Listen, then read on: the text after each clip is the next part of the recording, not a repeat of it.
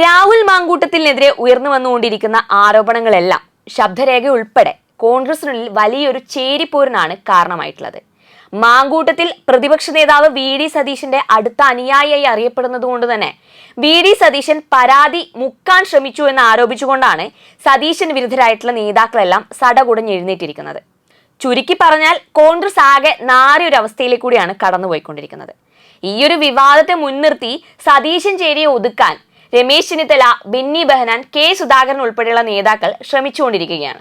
വല്ലാത്തൊരു പ്രതിസന്ധിയിലൂടെയാണ് കടന്നുപോയിക്കൊണ്ടിരിക്കുന്നത്. ഈ ഒരു അഭിപ്രായത്തോട് ഞാനും 100% യോജിക്കുന്നുണ്ട്. കാരണം ഭിന്നിപ്പിച്ച് ഭരിക്കുക എന്ന ബ്രിട്ടീഷ് പോളിസി തന്നെയാണ് ഇവിടെ കോൺഗ്രസും ഏറ്റെടുത്തിരിക്കുന്നത്. അതായത് ഭിന്നിപ്പിച്ച് പാർട്ടി പിടിക്കുക എന്നൊരു അജണ്ടയിലേക്ക് തന്നെയാണ് ഈ ഒരു ചേരിപ്പോര് മാറിക്കൊണ്ടിരിക്കുന്നത്.